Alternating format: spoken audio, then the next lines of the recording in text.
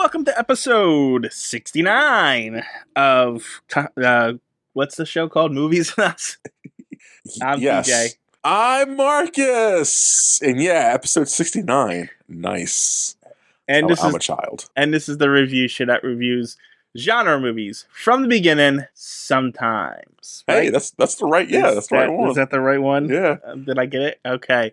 We haven't done a superhero movie in a bit, but we're back to our regularly scheduled program. That's right, bitches. I was going to go on a rant, just cuss the audience out, but future Marcus just want to edit all that out, so. Yep, so he would have to do all the work. Anyway, we're going into the 2010 to 2014 era of this superhero thing, because like we've been doing 5 years, and there's a lot of movies coming up in these years. So. Is there? I mean, yeah, it's the phase 1 still. Oh God, yeah, phase 1. Yeah, and we're gonna get into the point where they're releasing like 8 live action movies a year, and numerous animated movies a year, because that's what we're starting with this time, as we're covering the Justice League Crisis on Two Earths animated movie released in February 23rd, 2010. Wait, is there another one called Infinite Earths? Crisis on Infinite Earth was the original crossover comic book in the 1980s, the one that started the whole crossover trend. Oh, okay. It's the one that rebooted the universe. So where's the one where they cross over with Justice League and the Avengers? I don't know. I don't know what that's called. Okay. There is a comic book like that, 1 or 2 of them, but yeah, I know that's a thing, because I know that Wonder Woman can pick up the hammer, which is called Mjolnir. So yeah, it was like one of the rare collaborations between Marvel and DC. It happened a few times, but not often. Which I like. I like it that it's rare and not oversaturated with that shit. That's pretty cool to me. But yeah, I don't actually remember what that's called off the top of my head. We'll find it out. Probably edit this part out anyways. Let's see. This movie is only an hour and 15 minutes. It's a good way to get us back into this. Yeah, nice little easy movie to get into, and our little after everything. And I have no idea what the budget is. It wasn't released in theaters, so. That being said, we'll do a box office. Let's do what number do you want? Just pick a random number. Let's do 50. 50? Halfway. So 50 to 45, or what do you want to do? Yeah, do 50 to 41. 40. Do 50 to 40. Okay, well, number 50, it's a movie that was really extremely boring. It's the remake of The Wolfman. I never saw it, but okay. It's extremely boring. It has Benicio del Toro. I'm just going to state this right now. We're in the 2010s, so the high probability of me seeing this movie is about, any of these movies is about 1%. I think I've seen most of these in the top 50. Wow. Number 49 is The Legend of the Guardians, The Owls of Ga'Hoole. It's a Zack Snyder animated movie of owls doing some owl things. It's not bad. It's okay. Yeah, nope. God, that's 48, The Secret World of Arretty? Arretty. No idea. Yeah, I'm not going to say that one. So 47, Date Night, Steve Carell, Tina Fey. Never saw it. Oh God, I hope you told me to see number 46 is The Town. It's a Ben Affleck, The Town. Nope. Ben Affleck bank robber movie. It's really good. Extremely good. Never saw it. Okay, you crazy man. What about 45, The Book of Eli, starring Denzel Washington? Nope. You monster. Although that'd be a fun one to watch with you, because I haven't seen it, but I just know the concept of it. I think you would have a lot to say, good or bad, about it. I told you I don't watch movies until I started this podcast. Past 1990s, I want to say 9, maybe, I haven't watched a real movie. You're sad. 44 is Step Up 3D. Who cares about that? Yeah. At number 43, did I say 44 for that one? Right. Okay. Yeah, so 43 is Unstoppable. Another Denzel Washington movie. Unstoppable. A Runaway Train. That's Unstoppable. Nope, never saw it. It's generally good, actually. It's not great, but it's good. At number 42 is a Will Ferrell, Mark Wahlberg movie called The Other Guys. Nope. Goddamn. What about, you probably heard of this one, 41, Jackass 3D. Like, I've heard of some of these movies. When did Avatar come out? Was that 2009? Might have been. For some reason, I'm thinking 2011. Because this is all the 3D shit, so it had to be before. Because that 52 was Saw 3D, so all the 3D kick. I remember Avatar being really so crazy. Maybe 2011. I mean, 2009, 2010. Yeah, wow, okay. And at number 40, the TV remake movie thing called The A-Team, starring Bradley Cooper, Does it have Liam Mr. Neeson. T? No, there was some Then it UFC doesn't playing. matter. It doesn't. It's not. It's an okay movie. Never saw any of those movies. Well, that's 40. Avatar came out 2009. Yeah. So yes, that's 40 or 50 to 40. Yeah. Yeah, Just 2010. random box office because Marcus is obsessed with it. It just shows you guys what came out that year. Now that being said, now look at the movie we just watched. It feels like a TV movie, so I get why it's a DVD because that's like it just does not look like a quality theater release movie. Well, that's funny you say it. Let's dive into some behind the scenes of this stuff. This movie was originally supposed to be a tie-in movie to bridge the Justice League animated TV show to the Justice League Unlimited TV show. Oh, okay. Yeah, and you can feel that at certain points. Yes, you can. Because they literally just took the script and redid it to take out all the references to the TV shows. That's fascinating. I wonder what made them say not to do that. Well, apparently they were going to do it in 2004, but it was scrapped for some reason. They don't tell me why, but they finally decided to redo it in this year. Don't actually give me a reason why. They did change something they did change the Jon Stewart Green Lantern to the Hal Jordan Green Lantern, which is stupid because Hal Jordan's boring as hell. But whatever. I mean, I guess to be fair, like he wasn't even in the movie like that anyway, so it didn't matter who it was. No, it literally didn't. But yeah, I do agree with you though. It was Jon Stewart's Green Lantern, especially from the Justice League cartoon, was so good. The Green Lantern. So good. Was okay, don't question. I know we're not going to talk about Green Lantern like that, but was he made for that cartoon? Or was he already established? No, Jon Stewart was already established. Okay. He was a 70s hero, I think, Jon Stewart. That sounds about right. If I remember correctly, because that was in the 70s is when super comics went into the black superhero thing. Yeah, where they all had afros and... I wonder, getting political real quick, like if there was like a backlash to that, like how people are against like shit like that, like they're women now. I wonder if people were like, they're black now. Like I wonder if that was the thing back then, or people were like, cool, or together. I don't know. But there was a lot of black exploitation back then. So yeah, there had to be backlash. There's no way, maybe not. I don't know. It depends. Yeah. We didn't have a budget or anything on this, but I did just find that it did make $9.2 million in domestic video sales. That's actually a lot compared to the other movie we're going to watch this coming up weeks. Yeah, TJ, it's a real lot. Considering this made much as a live action superhero movie, yeah, that's a lot. 9 million compared to someone's measly 11 million. That's a lot. So the last couple of animated movies, like I was lukewarm on one of them, and I hated the other one, and you hated the last two. So this one's actually kind of quality in consideration. Yeah. Even though not a lot happens. I think it's because we were been off for a while. But before this was, Super Enemies, right? Public Enemies was... Public Enemies, yes. I really hated that movie. I won't feel empty. I think, okay, I'll give you that. This one has a lot of people in it, right? A lot of characters. And so did Public Enemies. But this one, the characters actually talk, interact, and do things. While in Public Enemies, only the main 4 people talked. So we had Starfire and everyone else in the background. Like, these are named characters in the background. And they got named... But they got actors for this, remember? But they got big name or some semi-named actors to voice those people, and they never had anything to add to the movie. But the difference between that and this is that movie was called Batman Superman. This is called Justice League. I get, but like, why have those big name faces? And because it's just fan service. But it's not good fan service. That's why I was so critical. It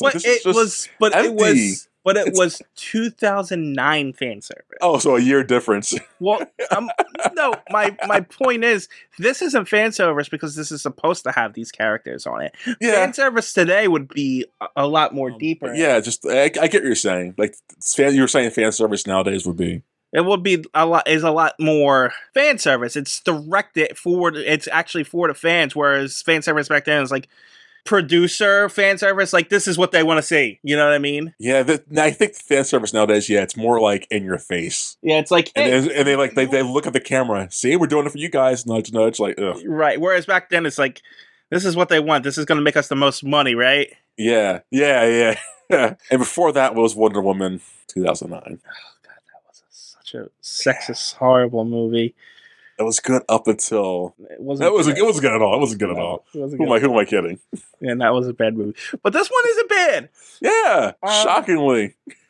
This is based off of two stories. Based off the Justice League of America number 29. Wait, I'm sorry, you didn't get into the starring. You usually do that first, don't you? I wanted to do the comics first because okay. I'm going to do that before we jump into everything. So this is based off of the Justice League of America storyline number 29 and 30, Crisis on Earth 3, and that's from 1964, and then also based on the 2000s JLA Earth 2 graphic novel storyline. So I just want to point out that it follows both storylines pretty solidly, except for a couple major changes. Okay. So, which is interesting. We'll get into that later. But since Marcus wants to do the credits, let's do the credits. No, I don't care. That's how you usually do it, right? Yeah, I just wanted to get the comic comparisons out of the way so I don't forget later. So this movie was directed by Sam Liu and Lauren Montgomery, written by Dwayne McDuffie. Well, technically was, from what I understand, was rewritten by Dwayne McDuffie from Bruce Timm's original script. So, but it was produced by Bruce Timm, Bobby Page, Ian? Is that how you say that word? Ian? Alan. Oh, wow. You need some glass. No, I saw it. It just, I thought for some reason I thought the L was an I, a capital I for some reason. Wow. We've been reading too many foreign names recently, I think is what it is. Accountant Center for you races of you. Okay, yeah, we have. We've seen some exotic names, so I'm not going to fault you for saying A-N. Yeah. All right, so Alan Burnett, sorry. And Sam Register. Those were the producers. Got an interesting star and cast. Yeah, very big names. So William Baldwin as Batman, and I'm saying who they're voicing for a reason. William Baldwin as Batman, Mark Harmon as Superman. Not great. No. We talked about it off mic, and we're just saying like how they sound like actors. They don't sound like the characters. Right. They sound like they're just putting on a voice. It's not great. Anyway. And I guess because we expect who are the guys who play the other two, usually. I can't think of the names. I don't remember Superman's voice actor. But Kevin Conroy's Batman. Yeah, we're used to hearing the epicness of those. Why not get those guys? Why not always just get those guys? Because maybe they were busy doing something else. Oh, come on. They're never too busy to lend their voices. Batman doesn't even talk that often, so come on. Huh? Batman doesn't even talk that often. Superman wasn't really in it that much. They could have gotten it for a day. Yeah, but maybe they were like, we need a big name in order to sell this movie. Fair, I guess. Fair. You know how they are. And plus, this is still 2011 or 2010 or whatever year we're in. Yeah. I think it's Tim Daly who is... I think you're right. Yeah, actor. And also maybe a different studio. Like I know Warner Brothers is the animated studio, but it looks like they have other studio parts of this too. So maybe that's the thing. I don't fucking know. Who knows? Yeah, Tim Daly is Superman from the animated series. All right. Anyway, let's get to the rest of the kiss. Chris North. Oh, it is North. I thought it said North. No, I cannot read. Yeah. Gina Torres. James Wood is Owlman. Okay, and he's fifth in the list for some reason. Yeah, it's James Wood. You think it'd be a bigger name than that? Yeah. Whatever. Yeah. Brian Bloom, Jonathan Adams, Josh Keaton, Vanessa Marshall, Bruce Davison, Freddie Rogers, James Patrick Stewart, Nolan North, who's a famous voice actor, did a lot of video games and stuff. Oh, he did Hal Jordan. Okay, like who character did he play? Yeah, he did Hal Jordan and Power Ring. Power Ring? Who's that? The bad guy Green Lantern. Oh, that's his name? Yes, they all have different names. It's a dumbass name. It was created in 1964. Yeah, that's just a lazy. Okay, he also voiced in Star Wars: The Old Republic and all over the Last of Us. Yeah, he's Team also Fortress. Wow, the star of. He's the star of the Uncharted series. Oh, really? Yeah, and the Assassin's Creed, first of 3 or 4 Assassin's Creeds too. Huh? Yeah, that's really cool. He's a prominent voice actor. Anyway, back to the list. Jim Meskimen. I don't know why I said Jem. Kari Wuher. It's got one of those accents above the U. I tried. Bruce Timm, Carlos Alarosgoski. Hey, it's Reno 911. It's James Garcia. He played the Taco Bell dog too, back in the '90s. That got canceled. Okay. Cedric Yarborough, Richard Green, and Andrea Romano. Okay. Yep, that's your cast. We already pretty much talked about the behind the scenes stuff because I kind of jumped out of order. Which is fine. I don't think there's really nothing to deep dive in this movie. Yeah, there's like we're looking at the Wikipedia page. We usually refer to Wikipedia because Wikipedia is the official knowledge of the internet. Hell yeah. It's not edited by people. It's a no robot that does it. Yeah, so always donate to it, guys, because they're always begging for money. But the Wikipedia page is like a page and maybe a half a page. Yeah, that's enough for Wikipedia. That's enough for behind the scenes. Let's get into the review. Not really. No, what else we got? We got stuff before the review. Do you have? I own the Justice and Crisis 2 Earths Blu-ray DVD. Ooh, nice. I saw this on the great HBO Max streaming service. So, with the Blu-ray, I obviously got a single trailer. A single trailer? Oh, wow, they're spoiling us. Yeah. For the Robert Downey Jr. Sherlock Holmes movie. Really? Yeah. They couldn't give you a trailer for the Iron Man 2 that came out that year? I guess not. But I did get 4 Justice League cartoons. Oh, okay. I got the 2-parter A Better World, where Superman kills Lex Luthor and becomes a dictator and stuff. So Injustice, okay. Yeah, it's the Injustice, exactly. Yeah. And Twilight's part 1 and 2, where Brainiac pretty much beats Doomsday and they have to team up with the Justice League and stuff like that. I'm sorry, Brainiac? Yeah, attacks Doomsday. Doomsday. Yeah, no, not Doomsday. I was just going to say. Darkseid. Darkseid? Yeah. What? He was getting beat up by the New Gods, Highfather and stuff, and he was losing, and then all the way back from his retreat, he's attacked by Brainiac. Brainiac, the Peter thing, right? I think so. I literally just skimmed through it to see which episode it was. That was like Doomsday is one thing, but also Darkseid's another. Come on. Yeah, it was. There was a war. He was losing to his Highfather, his dad, or his brother. I can't remember. I despise the New Gods. I hate that lore so much.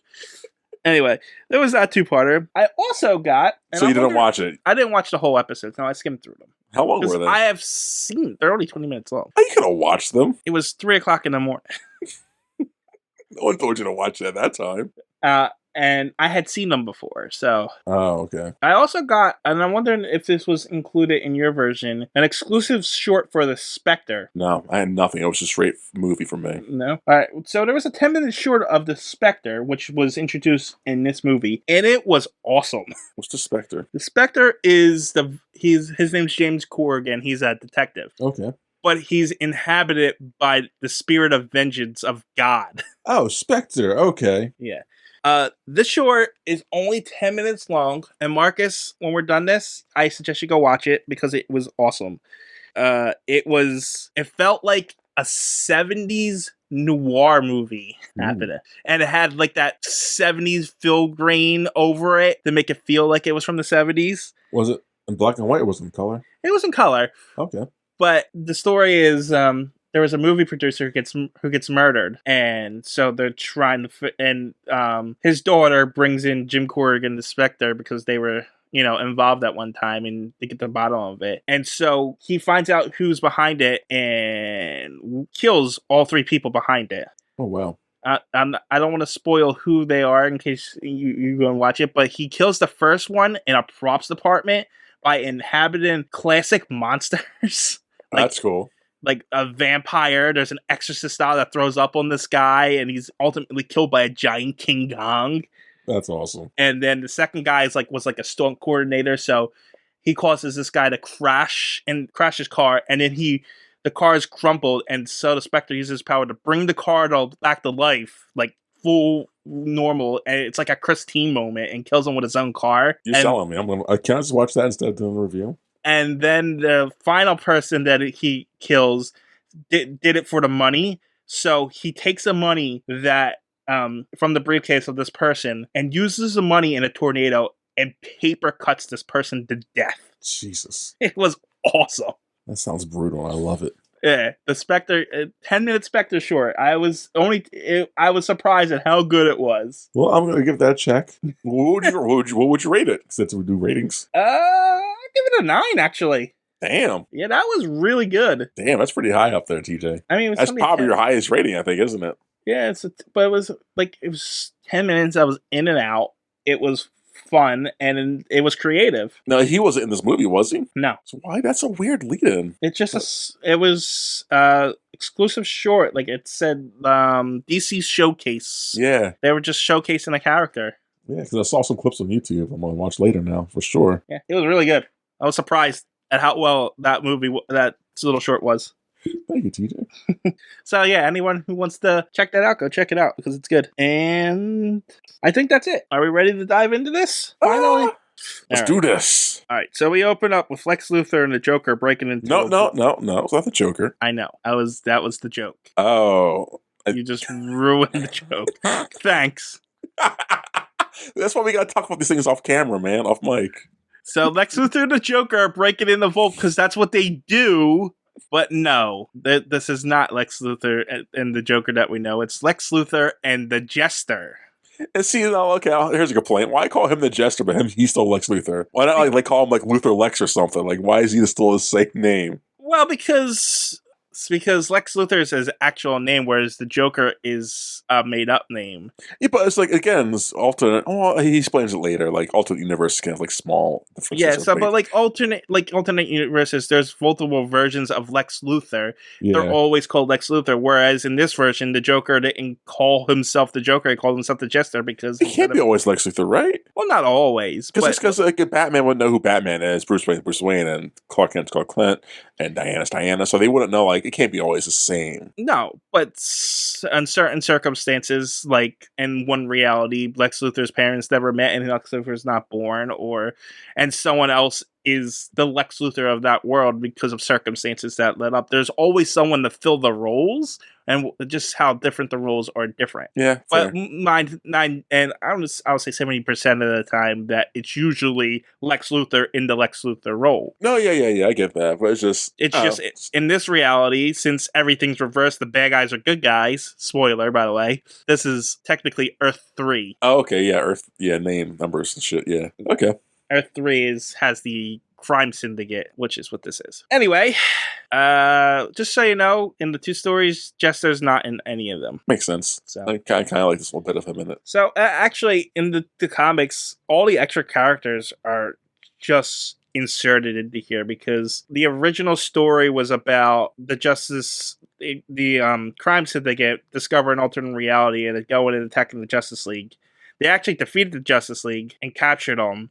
And then they went to Earth 2 to defeat the Justice Society, which is the Golden Age guys. And then, which is a completely different set of things. And eventually Justice League, Justice Society team up and they defeat the Crime Syndicate and put them in an alternate dimension and stuff like that.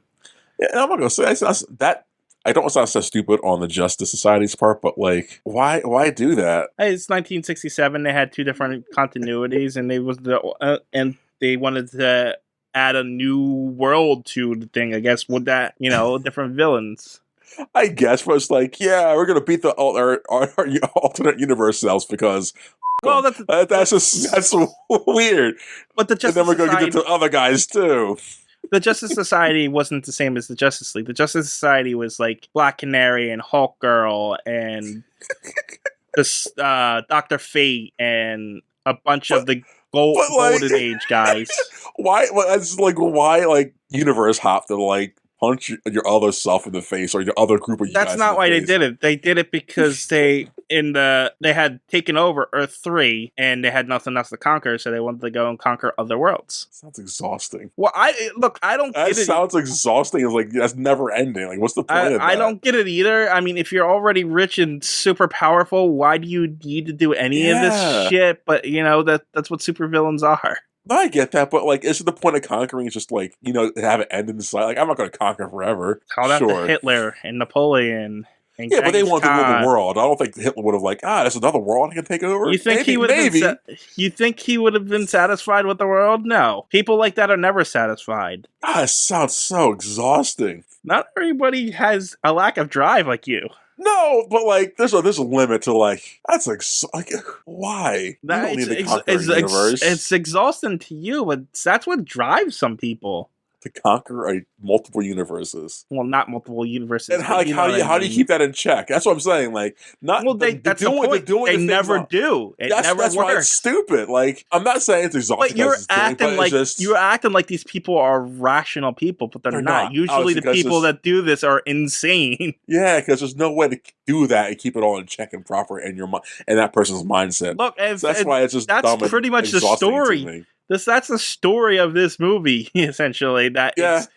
I'm tired of everything. Let me just destroy everything. Which is also a dumb thing, too. We'll get to it. It's like, that's ridiculous. Calm down, bro. Well, anyway, that story that I was just talking about was the 1960s version. In the 2000 version, it's just the Justice League and the Crime Syndicate, and it's just the main characters. All the extra characters are like, the Justice League, you guys need to stay here and protect our Earth because... who's going to protect, our Earth if we're over in that other dimension? So, yeah, it's too convoluted. You just explain superhero stories in general.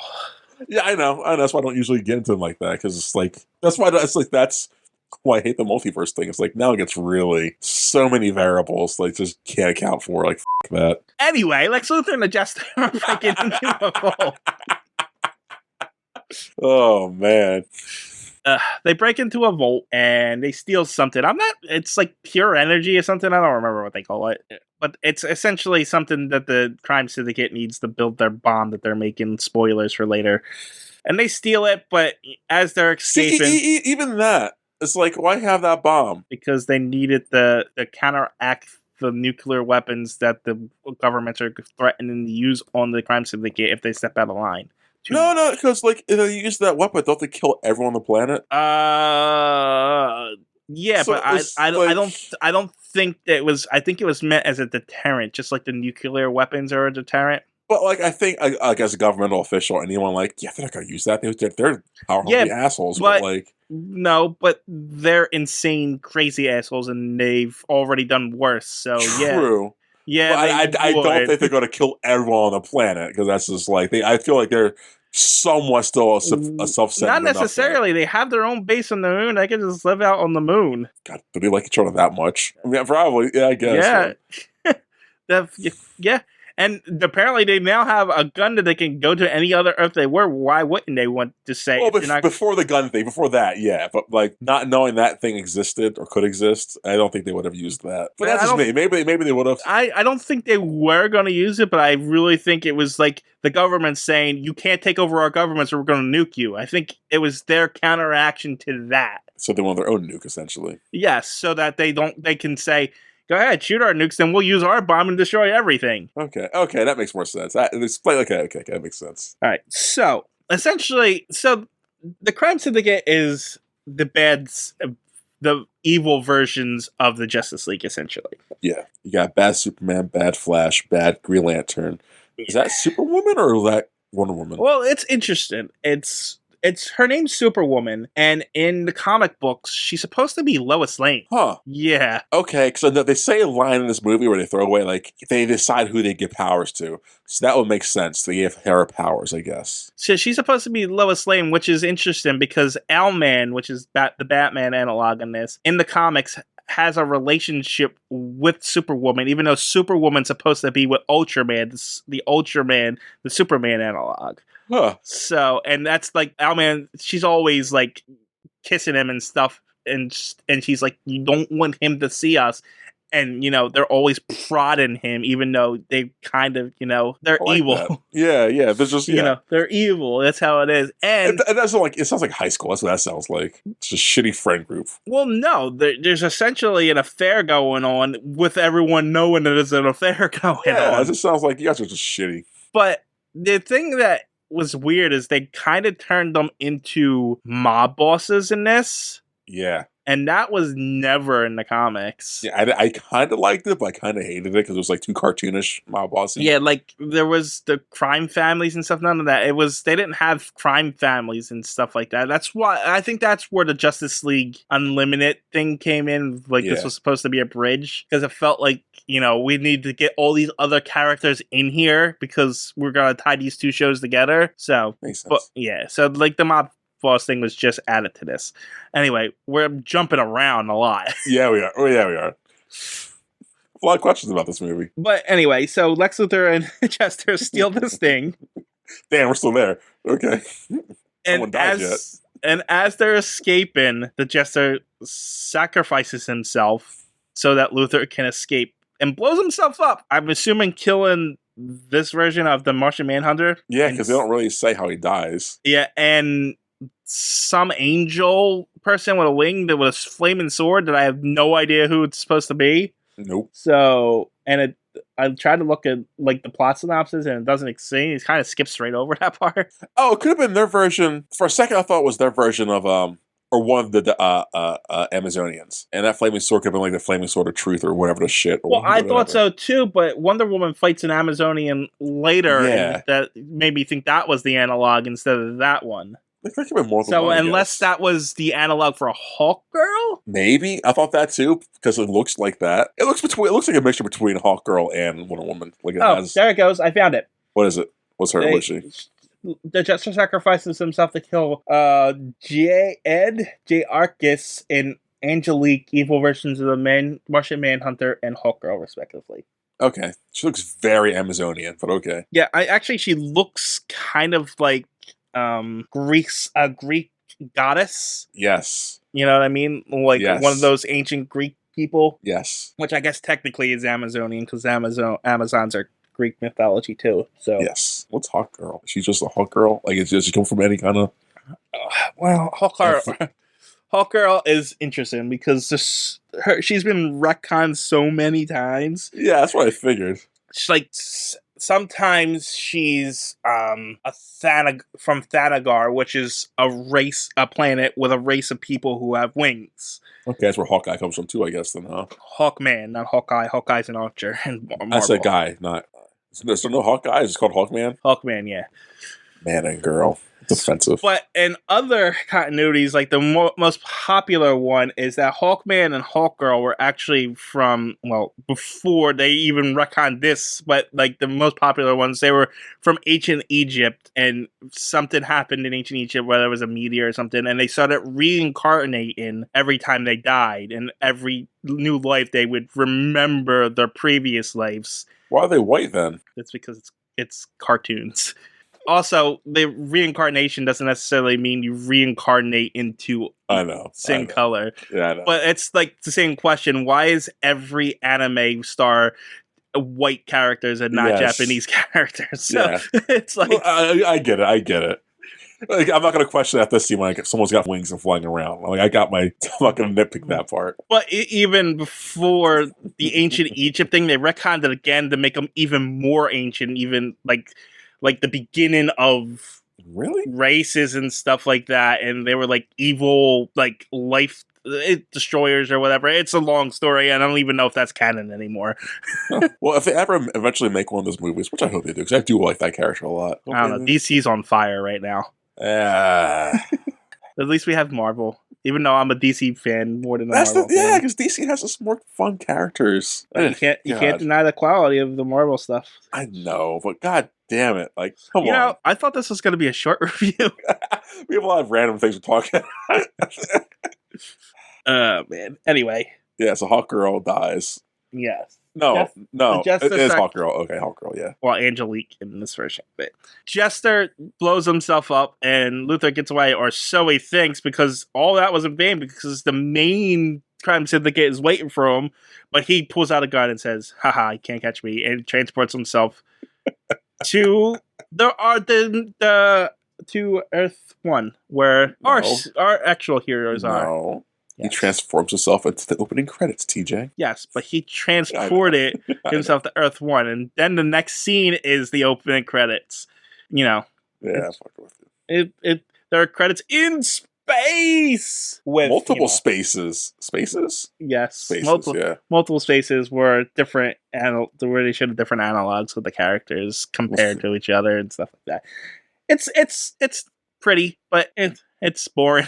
Honestly, it's a little too long. The credits.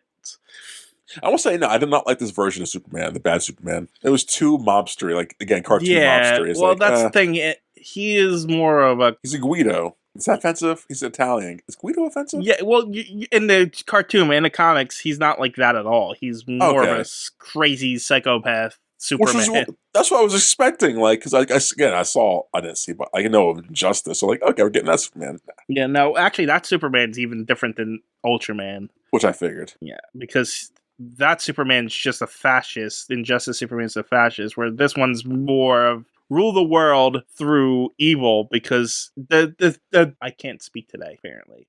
But like, I can never speak. In Earth 1, good always prevails. That is kind of the rule of the world. You know what I mean? Mm-hmm. In Earth 3, evil always prevails. And in the JLA 2000 story, if you throw off that balance, it starts to affect the worlds, essentially. So the Justice League can't actually save Earth 3 and have to go home and reestablish and leave Earth 3 to its essentially own doom, or because it's pretty much destroying their world. So in the end, no one wins. Which is kind of futile, but it makes sense. But it's a different dimension. Yeah, exactly. Yeah. Which means Homie was pointless.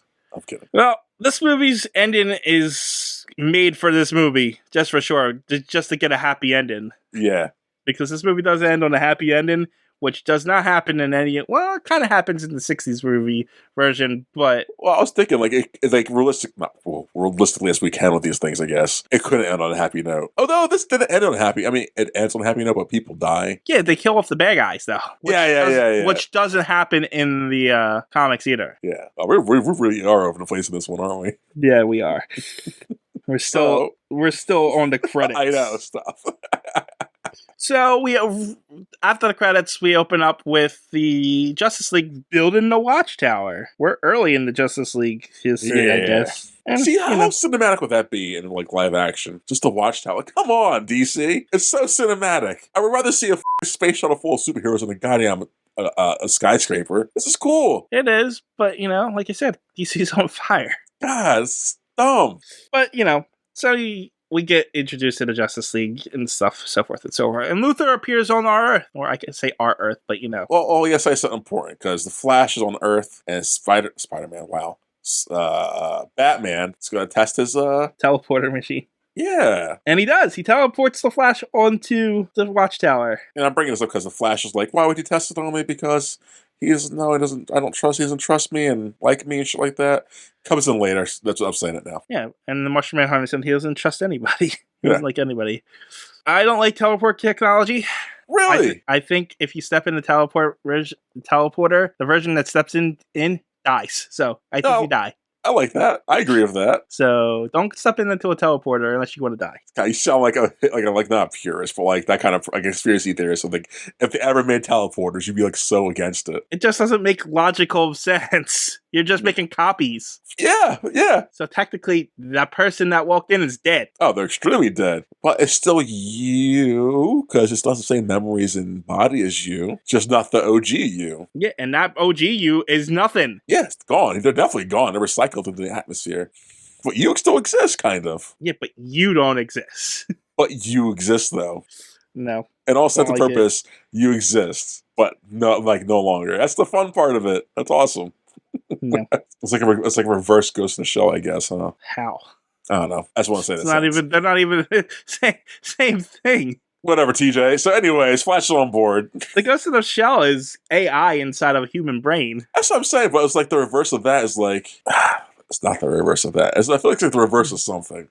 Like, you are losing. You're back. It's like a backup file of you. Yeah, it's like copying your brain into a computer, and when you die, you're still in the computer, but you're not because you died. Yeah, but you're still kind of alive, but you're not at all. But you kind of to some people. It's a dumb ethical argument. It's like an abortion. And where's the fetus begin life and death and shit, right? Like, what's life and what's not life? That's not jump into that territory there. We don't want to get into that conversation. No, but it's literally the same conversation. What's life and what's not life? Or when someone's on the feeding tube and like vegetabilized, are they living or are they dead? Can we euthanize them? Depends. Did they say to euthanize them before they died? Yeah, but are they living? Should we just kill them out of humaneness? It depends on what they wanted. Well, now we can't know if they want ever. Do you just keep them alive then? Well, no, it's up to the family. Yeah. So Luther shows up on Earth. He causes a car accident. Nice. And he says, "Take me to the police station." And so he goes to the police station, and they're like, Luther, what are you doing here? He says, "Get me the Justice League." And why would we do that? Because I'll destroy the world? He asks. And they're like, okay. And so they have Luther in an interrogation chamber, and they all, and Superman, Wonder Woman, and Batman show up to interrogate him, and he's like, "You're not going to believe me." Then Superman scans him and says, "You're from an alternate world." And how does he know that, TJ? Because he scans him with X-ray vision. Because everything's on the reverse side. It's so stupid. I thought, that's really dumb to me. That's really stupid. Why? I mean, it's alternate reality. It's not a reverse reality. It's just alternate. No, in this one, it's literally a reverse reality. I get it. That's just dumb. This one, the bad guys are good guys, and the good guys are bad guys. So why's the skin on the outside? The skin should be on the inside, the muscle should be on the outside. It's just where's that line at? That's just dumb. Well, if that was the case, then they should be they should have gills and breathing water or some shit. It's reversed to the point where humanity can survive. It's dumb. I just thought that was dumb. Really, guys? Cool, I guess, but that's stupid. Especially because she looks off at the distance, Luther's still in prison. That's all I could have seen. You could go on about the reversed organs. Well, maybe he was scanning them to see if there was a bomb in him, in case he blew him up or something. No, I get that. He definitely was doing that. And he just saw, the heart's on the other side. But, stupid. It's stupid. It was dumb to me. I mean, I liked it better than, a scientific science jumbo. He has a different frequency or something. Oh, yeah. I agree. It was man, this is stupid. It was still stupid. It was the least stupid thing, but still stupid. It's all stupid. I know. Anyway, so yeah, this is pretty much our exposition dump for the Justice League to get involved. They take them back to the Watchtower. And they're like, "Yeah, we gotta help these people." And Batman's like, "No, we can't, because we have our Earth to worry about. Why do we have to go save their Earth?" Batman's kind of a dick in this movie.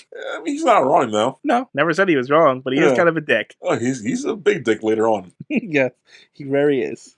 So yeah, they're like, "Okay, Luther, we're gonna have to talk this out," and that's when they make the decision. But Luther hides the thing that he stole on the Watchtower, and then they're like, "Okay, we're going now, Batman. You can stay in the Watchtower if you want to come."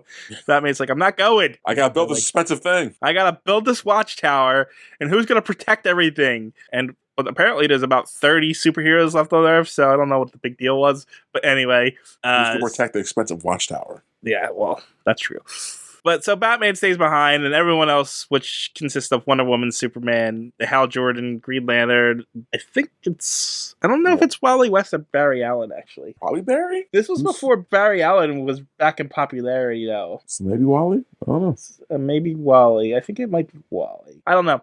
I honestly don't know. The Flash. Yeah, The Flash. There you go.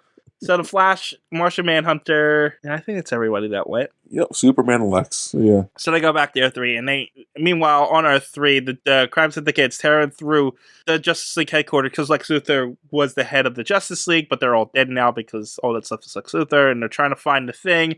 But hey, look, they just teleported right in, and now we got a giant fight with with Owlman and all the second-rate heroes against the Justice League. I love it. But they actually hold their own. Oh yeah, they are superheroes. You got Black Lightning and I forget who else is actually there. There's a lot. It's a lot of them. A lot of Stretchy McGee, some dance guy. Yeah, a lot of B, C, and D list superheroes here. Yeah, but they're holding themselves against Superman. So that's damn, they're doing. Well, no, because Superwoman's there. Oh yeah, that's it. Yeah, she's got him distracted. Yeah. I'm sorry, Owlman and Superwoman there because they're apparently dating in this world. They actually don't show the triangle in this one, which I was disappointed by because that's always been one of the interesting aspects of the crime syndicate. Really? A love triangle is one of the most interesting parts too? Yeah, because Superwoman and Ultraman are equal and level, and they're supposed to be the item, but she's sleeping with Owlman, which Ultraman can kill in an instant if he wanted to, and he's a psychotic murderer in this world. Homelander, he's Homelander. Well, I think this is what Homelander was based on. Yeah. Oh, shit, okay. So, yeah. Although, Homelander is a lot worse. Is he? Yeah, because he's a petulant child, whereas this guy's more of a... fair. Fair. That's fair. Alright, so yeah, they show up, there's a giant fight, and eventually they're like, okay, the big guys are showing up, the big guys are about to show up, we got other things to do, we gotta run. So they start to run, and then they escape the Justice League, and now there's a giant fight scene in the air. Yeah, giant, 10-minute sequence. Where we get introduced to 3 new guys who are made men, which is stupid. The whole Mafia analogs are stupid too. It's I've always liked that idea of having houses and heads of houses and the people underneath them, but it's always been executed in a childish, dumb way. It's damn, it just feels just weak, I guess, and just dumb. But yeah, now who are these 3? Because it looks like the same powers, just different. One's a child, one's an adult, and one's an elderly person. So I'm not sure who the fat guy is. Okay. I cannot figure out for the life of me who he is. And I only have guess of who the other ones are. Well, I thought they were the same person or entities, just at different stages of their lives. Separated 3, the Holy Trinity, essentially, but not. So I thought it was okay, here's child version of that person, adult version. I don't think so. It's possible, but I don't think so. I'm trying to skim through the plots enough to see if it tells me. Oh, okay. Because it has to tell you, right? But, my initial guess was the thin guy is either Sinestro or Black Adam. And the kid must be Shazam. It's possible he could be Shazam, or it could be Superboy. Oh, okay. Yeah, but I'm not sure about the fat guy. I have no idea who he is. I'm just skimming through here. The result. Yes, it just says 3 of her lieutenants. So I've got 3 no names. 3 made men lieutenants. Just talk for a minute and I can find out. In this, we get a lot of girl on girl action, and I don't mean the hot stuff guys. I mean the girls gotta fight the girls. I don't think the girls ever fighting the guy. Maybe Superwoman, she fights Superman, but it's not really a fight. But yeah, Wonder Woman's always fighting female characters and shit. Things I always complain about, so that's always happening. Found a list of everything in the movie, all the characters. So now I'm kind of in the rabbit hole, figuring out which one is I got a list of everyone's made men. Oh God! So now I don't know whose made men is which one. I say it does not matter. It does not matter. There's 3 guys that kind of do the same power and have electricity powers. I guess I do not want you going down that rabbit hole. It's too late. I'm already here. No. All right, I think I found it because they're Owlmans, right? No, they're the girls. They're Supergirls. No, they can't be. Yeah, they are. They're wearing the same signet she wears. They're literally wearing the same outfit she's wearing. And I'm pretty sure she's the one. Yeah, she's the one calling them in. She's got they're hers. So maybe it's Captain Super. Yeah. Captain Super. All right, yeah, Captain Super is one of them. I don't know. I'm trying to figure out who the analog is. That's okay. Captain Super is the counterpart of Shazam. Oh, okay. So that's the guy with the mustache and stuff. Gotcha. Captain Super Jr., which is smaller. Super Jr., cute name. Which is the kid, is Captain Marvel Jr. I guess there was a senior. I guess there was a senior and a junior, yeah. And then Uncle Super, the fat one. He's got a name. Don't call him fat. You're body shaming something. Okay, apparently they're all Marvels. Yeah, okay. I can say fat. I am fat. You're not fat. You're a little pudgy, but you're not fat. Yeah. So those they were just Marvels. That's why I didn't know who they were. Okay. Anyway. Back to the review. So, yeah. So they escape. Now there's an air battle because all of them but the Flash can fly, essentially. Yeah. And this is only important because they steal Owlman's ship, which they cloak. And this is how Wonder Woman gets her invisible jet, which was part of the original script they were trying to tie into the animated series of how she got the jet. Yeah. Which is why this is why this is here. And I was like, I eyed rolled. I really. It was a little stupid, but if you take in consideration that this was how they were tying together, that's fair, and that's the animated series and stuff like that, you can see why. Yes, that way. And I'm cool with that. But she flies. So she doesn't need that. But I get it. What happens after that? The head council talks. They're trying They're trying to divvy up the people and talking about their bombs and stuff. Yeah. And then we get to the president's daughter. Okay, so this is when she's speaking. Yes. Okay, she's public speaking. She's out there talking against the crime syndicate, and her dad's not doing anything. Who's the dad, TJ? We're not there yet. Oh, okay. Oh, my favorite scene's coming up. Hold on. It's so disrespectful. It's so funny. The sequence that's coming up, and I love it so much. So, they get away, and they go to the Jester's hideout. And a chimp runs up Lex Luthor's arm. And the chimp's name is Harley. That's so f***ed up. They made her look goddamn monkey. I laughed so hard, TJ. They made her to a monkey. That's so disrespectful. Oh, man. This makes me giggle every time I think about it. Yeah. So, Harley's a monkey. I mean, it makes sense, though. Does it, though? Because, yeah, the Joker and Harley's relationship and the actual thing is so toxic and so bad that in this world, the Jester had a pet that he probably loved and took care of and named it was probably adored. You know, it makes sense in that aspect. People, if you think about it, if you've met anybody who has a pet, me excluded because I hate pets, but anyone who has pets, they love those animals more than they love the people.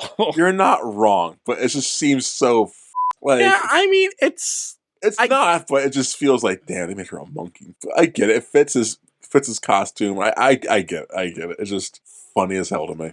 That's all. Yeah, Harley. In my notes, I wrote Harley's a monkey. So I wrote Harley's a monkey. Ha ha ha ha ha ha ha ha ha. Yeah, but it was funny to me. Yeah. So they're here in the Jester's hideout, and they're coming up with a plan. And Lex has a plan, but Superman's impatient for some reason. Said that takes too long. We only have an hour and 15 minutes to get through this movie. So this is because Superman's really like trying to get shit done. I was like surprised by that. So he's like, we're going to attack each of their places 2 at a time, which they kind of have the world, and they only have 3 operations going at once. Yeah. They have 50 people under their control, and they're apparently only doing 3. They're actually only doing 2 things.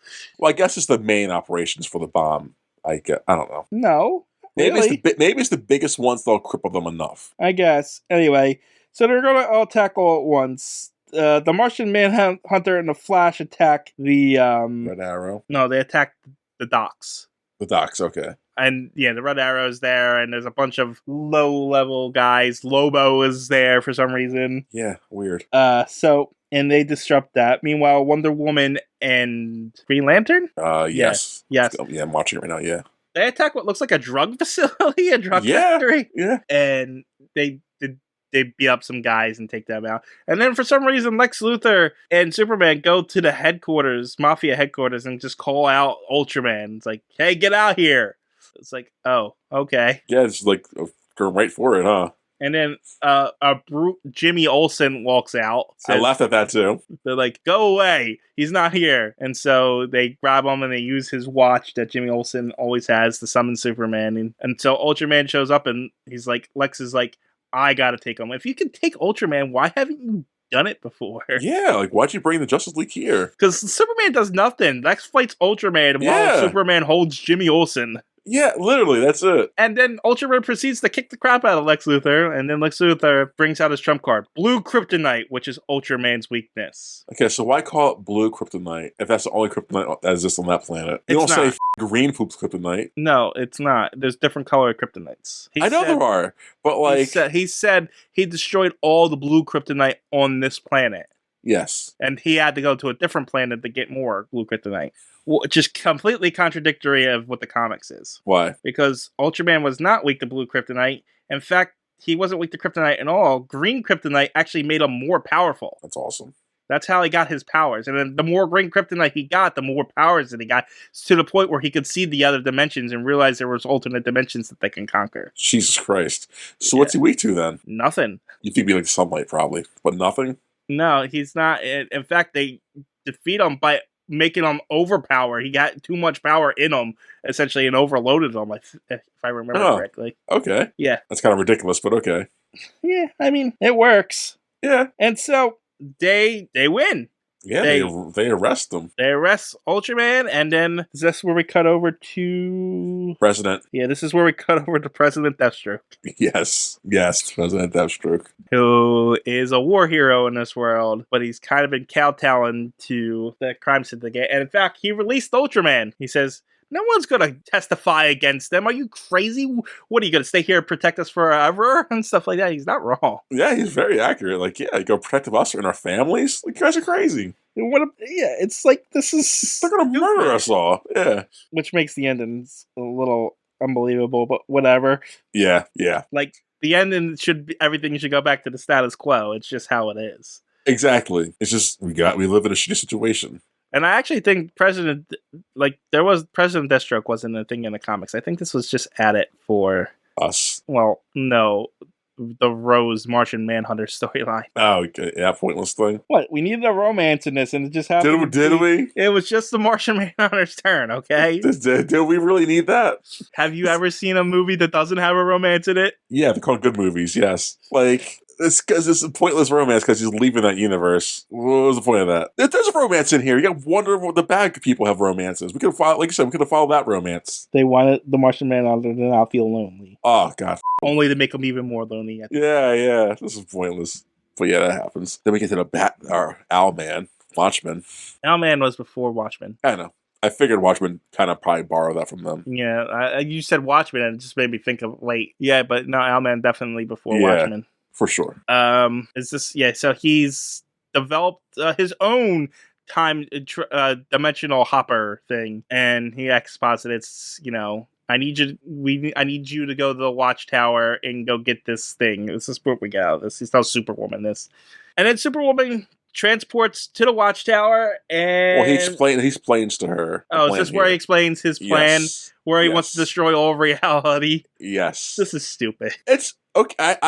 It's really dumb, but I get it if one character's down for it. But I don't see how another character would be really down for that too. Right. I mean, I get it. He's just like, nothing matters. If there's multiple realities and nothing we choose matters, because somewhere else, we've chosen to do this differently. Yes. So the only choice we really have is to burn it all down. Yeah. So him believing in that's fine.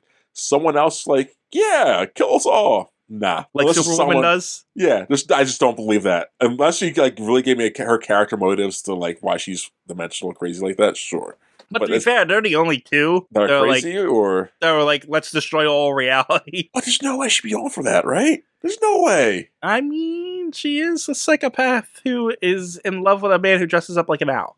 But there should be a limit to it. There's no way, she'd be because he didn't even have to convince her. He's I'm gonna kill all reality. She's deal. There was no listen, babe, this is good. There's really no Well, he thought she was gonna stop him. Yeah. Even he thought this is insane and everything's just pointless and don't get in my way. And she's like, I'm not gonna get in your way. I'm gonna help you. Why the f would she help him? Because she says she's crazy and psychotic. There's a line. You think there'd be some level of self-preservation, right? We learned that in D&D. Well, there's a level of some kind of self-preservation that character would have. But unless Owlman really told her, I would have bought it if he sat her down and for a good 24-hour montage, he was trying to explain to her why nothing makes sense and we should all die. But he just said, hey, we should all die. She's deal. But at the same time, sure, there's a self-preservation, but is there a self-preservation thing when you're super powerful and nothing can touch you and you've ruled this earth forever and nothing seems like a challenge anymore? Yes, because then how it goes into what we said earlier, how she want to conquer everything else or go to other planets. Yeah, but she wasn't the one. She wasn't the one who wanted to do that. That was Ultraman. I know, but they changed those. They changed so many storylines in this movies. So why not change that? Or I feel he should have kept up to himself. Or he really needed to convince her to be along with that plan. I mean, the whole destroying reality thing is a change. So. Yeah, that's what I'm saying. It's such a drastically big change. I can't see more than one character believing in that unless someone really did a lot of work to convince the other character to believe in it. I don't know. And if they get really mattered, I mean, the whole thing was just it doesn't matter, right? I mean, he's like, I gotta find Earth Prime, the original Earth that everything spawned off of. But that doesn't make any sense. Just sure, the planet is still there, but it's already kind of destroyed. Yeah, and again, unless you like show me some kind of like so like if us linkage. blowing up this planet into smithereens is different from it rolling out of his rotation. Why? Right? And like if you blow up the planet you're on now, will that blow up other planets connected to it? Like, how's that work? Yeah, the whole plan doesn't make any sense. It's just to put bigger, larger stakes on it, and honestly, it's just so that Batman can save the world at the end. Yeah, so Batman can kill some people. I mean, yeah. Well, so it's just to put Batman in the spotlight because that's essentially all it is. And I'm a Batman fanboy, and it's just like, come on, this is ridiculous. Yes. Just you're making Owlman the ultimate villain just so Batman has to stop him at the end. Come on, that's not how this played out in the comics at all. Everything's Batman, TJ. This is called Justice League. The whole point is to have the Justice League fight their analogs and stop them. And we get that for a second. For a second, but not really. Yeah. But yeah, I just didn't buy that. That's all. It's like, it's a big pill to swallow. So, I don't know. We were on the love thing with Martian Manhunter for a while, too. And you know, I'm kind of just jumping around now. The whole love thing where it's just him falling in love with Rose, who is Deathstroke's daughter, and they pretty much share each other's memories, which is the Martian way of having sex. Yeah. And so they fall for each other. They just met each other. Essentially. Gross. But, you know, and so it's like, he saves her from an assassination because she's speaking out against the crime syndicate, and then, you know, they kind of fall in love, and that's that whole side plot. That's the whole plot. Yeah. Stupid. Meanwhile, the crime syndicate's building their bomb and threatening the president. Meanwhile, the Justice League's, you know, fighting, arguing, saying, we're going to stop them, and then it's like, Superwoman goes to the Watchtower, get a whole fight. Where we're at. That's where we're at, yes. Superwoman goes to the Watchtower, and there's a whole fight scene between her and Batman where she kicks the crap out of Batman. Yeah. He's in this mech suit like in Aliens. And she's got, he's in the mech suit. She's got her 3 made men with her, and then they were like, you're done. We got you beat. We overpowered you. And then he summons the Red Tornado, Black Canary, and Aquaman. This is the Justice League Unlimited stuff, you know. But Aquaman though, like is like the worst place for Aquaman to be. Why the f summon Aquaman? Well, no, it's not, because Aquaman's also got superhuman strength. Yeah, but his name's Aquaman. He needs some water, right? Not necessarily. He'll be like full optimal, like even Batman says. Full optimal, yes. Batman says, "Hey, Aquaman, watch out! They're stronger than you." Like, come on, why so Aquaman? This was also before Aquaman was rehabbed. Oh yeah.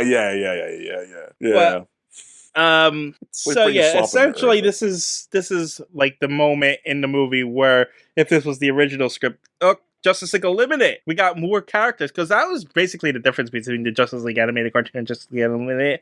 Justice League, the original animated series, was just the main Justice League guys, like the Flash, Superman, Batman, Wonder Woman. Yeah. And then Unlimited brought in everybody else. Yes. So that's what that was.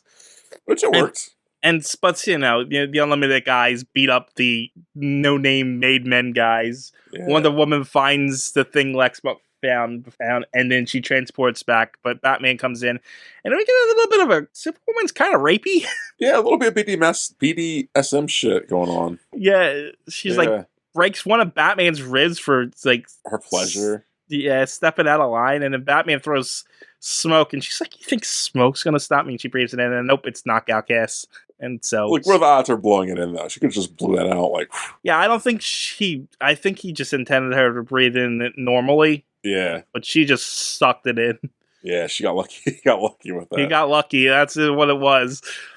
But which I feel like for Batman being Batman, he got lucky a lot in this movie. Well, to be fair to Batman, he didn't even want to be here. No, he didn't. He definitely did not. He was like, what are you doing bringing me into this shit? Right? This is your problem, man. Yeah. God. Now I gotta go save the world because you guys decided to interfere. Pretty much, yeah. God, he's Optimal Bob here. Anyway, so they find out that the crime syndicate base is on the moon because, of course, it's on the moon. Yeah, where else would it be, right? Yeah. And then they go to the moon, and there's a giant fight scene that we've been building up to, you know, all the guys versus their counterparts. And then Batman gets his ass kicked by Owlman, and Owlman betrays everybody. He's gonna blow up Earth Prime with this bomb, and he transports himself to Earth Prime. So and then Batman and everyone's like, we can't transport there for some reason. Why? Because we need to do some Flash bullshit. Yeah, why couldn't we just put in the coordinates to Earth Prime? Yeah, you think because time, I guess? It would take too much time. But they said we need the Flash to do some super frequency thing in order for us to be able to get there. Okay, whatever. And then Flash is like, okay, I'll do it. And Batman's like, you're not fast enough to do it. And then Johnny Quick's like, I'm fast enough. And he's like, okay, you could do it. Batman's like, you do it. We'll get back to that in a moment. This is such a wow, man. I think this and the other thing he does is him just I didn't want to do this, now I'm gonna do it the hard it was angry way. You brought me into this. Everything from now on is on you. Yep. I'm following my rules, but you guys made me do this. Yep. So much for my no killing rule, huh? So Batman figures out how to get to Earth Prime and follows Owlman through. So we get a fight between Owlman and Batman. Owlman kicks Batman's ass again. And I think the best excuse is that because Batman has a broken rib, so he's handicapped the whole time. Right. And Owlman's about to blow up Earth Prime, but Batman being Batman ties Owlman to the bomb and teleports it away. But before he says it, there's a great Batman line here. Yeah, it's great. We're the same. We both looked through an abyss, but the difference is when you looked through the abyss, you blinked. So good. Such a great line. And then Owlman gets transported to another Earth, which is just a frozen wasteland that they established earlier. And the bomb's about to go off, and Owlman sees that he can hit the abort button, and he has a great line. And he says, it doesn't matter. Because he just doesn't care anymore. He just lets himself get blown up by this bomb. And literally two great lines. Right back to back. Yeah, they were really good lines. Yeah. Perfect Batman lines, because they're both Batman, essentially. Yes, and it fit their characters, damn. Right. And Owlman's just none of this fucking matters. I'm just destroying everything anyway. And I guess I guess if I'm dying here, what does it matter? This is what I wanted to an extent anyway. It's just to a lesser extent. It doesn't matter because if he doesn't make the choice, the other version of him is going to make the choice. So it's it's perfect. It does not matter. It was just a great. It doesn't matter. And just blowing up. It's a great line. So good. And then Batman shows back up in our dimension, and then he says, you can stop now, Quick. And then Johnny Quick, which is the Flash analog, if I haven't explained that, stops right. And now he's super old. So old. And the Flash is like, did you stop me from doing that because you knew what was going to happen? And Batman's like, yeah, kind of. Which shows that Batman does care about people from earlier. He doesn't. He just killed this guy. He cares about his friends. Yeah, sure. But Johnny Quick's well played, and he dies in the Flash's arms. Yeah, so less than 2 minutes, Batman just killed 2 people. Yeah. And so, but now we're back to the dilemma, and we have the Justice League versus the Crime Syndicate. How are we going to solve this? I think it's stupid, because... Oh, so dumb. Deathstroke shows up with Space Marines. Oh, so dumb. Martian Manhunter shows up and says, yeah, we're going to stop you. And Superman's like, did you bring cavalry? He's like, yeah. No, he's like, no, I didn't bring cavalry. I brought the Marines. So lame. Space Marines. Space tanks with space nuclear weapons in them. Yeah. And then Ultraman and stuff, they just surrender as if he's not Superman. Well, I guess he surrenders now because he's got no bomb to counteract the nukes. Yeah, but he's Superman. I know. They could launch the nuke, and Superman 4, he put all the nukes in the freaking sun. I know. I saw the movie too. It was terrible. I know. I'm just saying, No, I agree. It's just they have to end the movie, so f*** it. That's how we end it. Yeah, anyway, so the day is saved. Martian Manhunter says bye to his not girlfriend. So pointless. And they go back home, and the Flash hits his head on the woman's invisible jet. Because, hey, we established how she got her invisible jet now. Because that's important for some reason. Yeah, I mean, it could have just been as simple in the comics that the Amazons have greater technology and they built the invisible jet, but whatever. No, a man had to make it, TJ.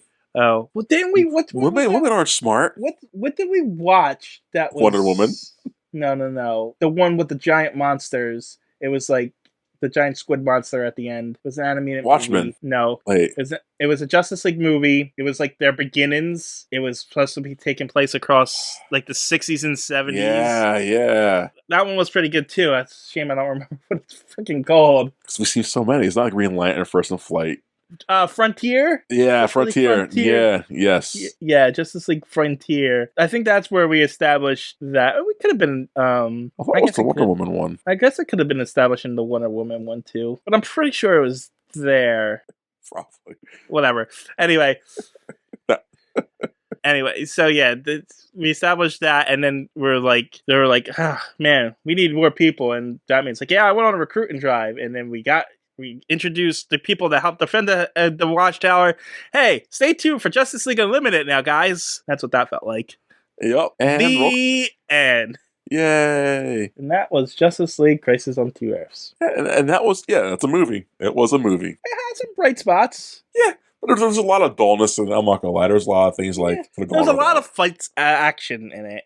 Yes, a lot of action. The action took up at least 50% of the movie. It did. Which is also, again, I think a downside to it, because some of the fights were a little too long. Like, you get it, guys. Well, yeah, I know. But I guess that was kind of the point of it, though. Yeah, because there's so many things and so many people, possibilities and shit. But it was a decent movie. Yeah, I don't have much complaints about this movie at all. In and out, It was fine for what it is. I still say you should go watch that Spectre short. It was better. Definitely go check that out. What are you going to give this as a rating? I'm going to be generous and give it a 6. Okay. I'm not going to be so generous. I'm going to give it a 5. Weirdly, it was a little too long. I think we would have cut that Martian Manhunter love stuff out. It would have been a great movie. Yeah, I just... The end lines put it over the top for me. They were great. They were phenomenal. Yeah, so... Yeah. It put in more effort than it needed to be put into it. Yes. And that was enough to get me to a 6. Yeah. Give it a watch, guys. It's enjoyable. If not, couldn't care less about you guys. Bye. Thanks, suckers.